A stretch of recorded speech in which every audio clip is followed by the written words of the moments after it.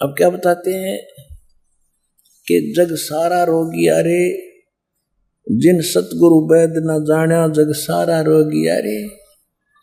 जन्म मरण का रोग लगा या तृष्णा बढ़ रही खांसी, आवागमन की डोर गले में या पड़ी काल की फांसी।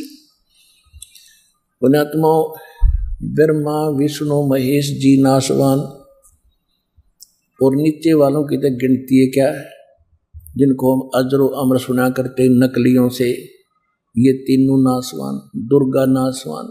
इनका पिता ब्रह्म सरपुरुष जो 21 ब्रह्मांड का स्वामी है, जिसने गीता जी का ज्ञान श्री कृष्ण जी में प्रवेश करके बोला है।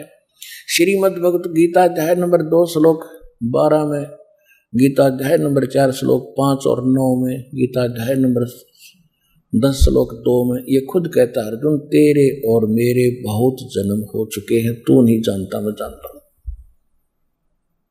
इससे सिद्ध है कि ब्रह्म भी नासवान, 21 ब्रह्मांड का स्वामी, इसको सरपुरुष भी कहते हैं।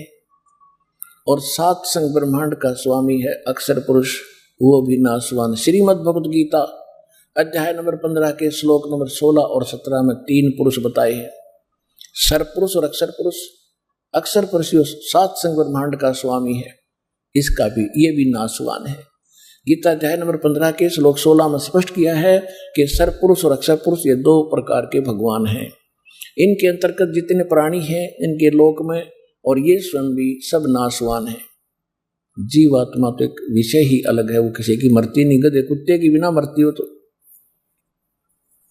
फिर 15वें अध्याय के 17वें श्लोक में स्पष्ट किया है कि उत्तम पुरुष तु अन्य परमात्मा इति उदाहरते है।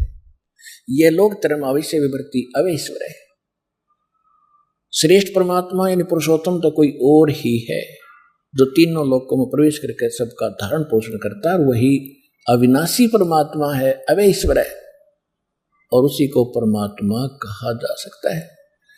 15वें अध्याय के 18वें श्लोक में मिसगाइड हो जाते हैं भक्त, भ्रमित हो जाते हैं कि वहां पर ये गीता ज्ञानदाता कहता है कि मैं लोक वेद के आधार से मैं पुरुषोत्तम प्रसिद्ध हूं।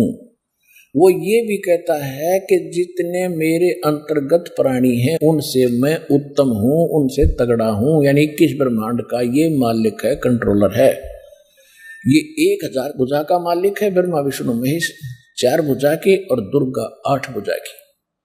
तो ये इन तक तगड़ा है, अन्य जीव से तो ऑटोमेटिकली ताकतवर है ये। तो इस दृष्टिकोण से कहता है कि जो मेरे अंतर्गत जितने प्राणी हैं 21 ब्रह्मांड में, इनसे मैं तगड़ा हूं, ताकतवर हूं, इसलिए पुरुषोत्तम, इसलिए लोक वेद दंत कथा के आधार से मैं पुरुषोत्तम प्रसिद्ध हो गया।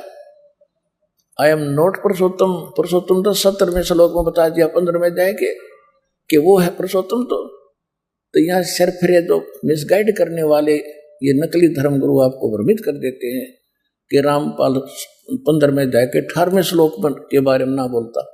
ये विषय नहीं होता हमारा, तो इस विषय को हम लेकर चलते हैं। वो तो कभी अनुवाद के अंदर हम लिख दिया है गीता के में, तो इसलिए अब ये साथ बताना पड़ता है कि कहीं आपको कोई और बीच में शंका पैदा ना कर दे।